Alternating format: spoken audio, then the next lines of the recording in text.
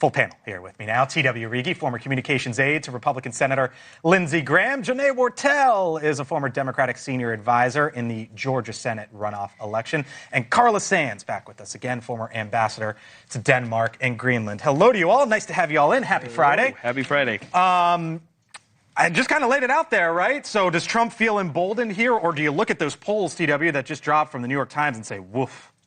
Yeah, I think I wouldn't say he's emboldened or not emboldened. I think that he's driven mostly by the bond markets and the exchange rates that are happening. I think those are driving the machinations that he has right now. But look, I don't think Donald Trump or anyone on his team was under any illusion that there would be economic turmoil moving forward with this tariff plan. I think that was baked into this.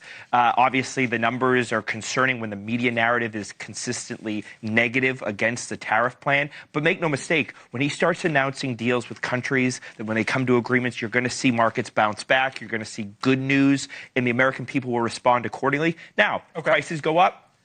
That's the big comma but, right? The two comma buts here are what happens if that, and then basically what the American people are saying now.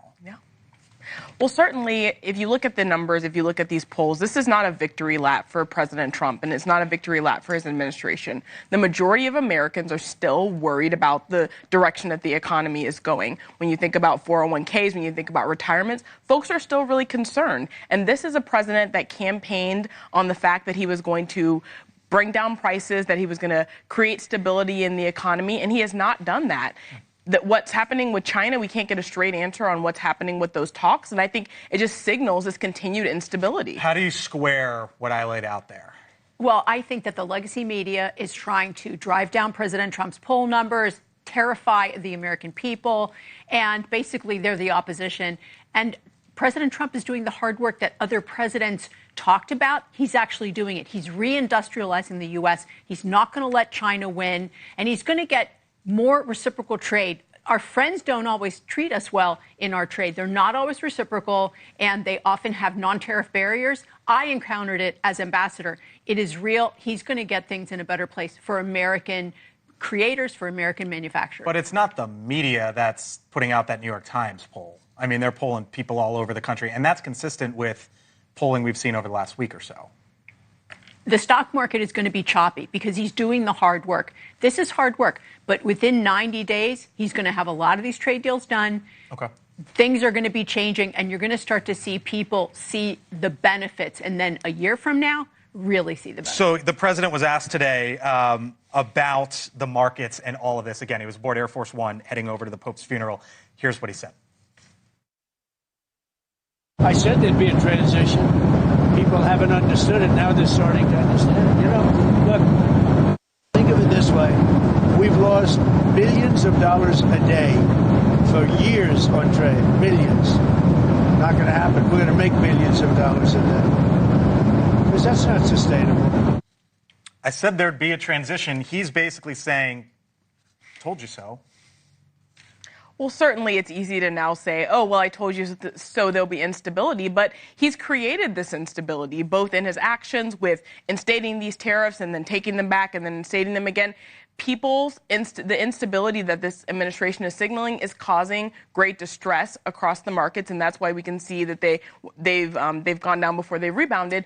You have to understand that part of the president's job is to assure the American people that the economy is headed in the right direction. And right now he's saying the waters are going to be choppy. I told you so. Hopefully it'll rebound. It'll take some time. That's just simply not good enough. The question is, if you are to reorganize the global trading order, and I've always said China's on one hand, the rest of the world, we're worrying about rates, we're worrying about reshoring and being able to build chips here, being able to build our medical equipment here. But that wasn't the initial argument. The initial argument was, this is Wall Street, you've had your turn, now it's time for Main Street. And we're going to bring all this manufacturing in, and we're going to do all this and this and this and this and that. That wasn't the initial argument. Yes, I think it's all a part of the same puzzle. But look, when you're looking to reorganize the global trading order, it's going to cost political capital. There is going to be turbulence. That is par for the course. I've long believed that Donald Trump this is his last term, and I think he's acting accordingly. You have to go big. Right. I'll give you and here's the thing. China cannot win this war. Yep. This is about the U.S. v. China, and the trade deals that are being cut right now. Xi Jinping is down in Asia right now, trying to cut deals and cut the U.S. out and threatening people. Don't do a deal with the U.S. This is where Democrats and Republicans all agree. Right. That U.S. But remember, there's also pain on the other side of the ledger here. It's not just Americans who will be feeling pain; it's others. Well, yeah. I mean, I think at the end of the day, China has signaled that they are not going to just allow the Trump administration to bully them, right? And who's going to end up on the losing end of this deal, I think, is the American consumers. All right, we'll see. It's the start of a very long process. Keep in mind, last time the Phase 1 trade deal that was struck took like 22 months to put together. Yeah, and they didn't honor it at the end of the day. Yeah, from first tariff to Phase 1. Thank y'all. Appreciate it. All right.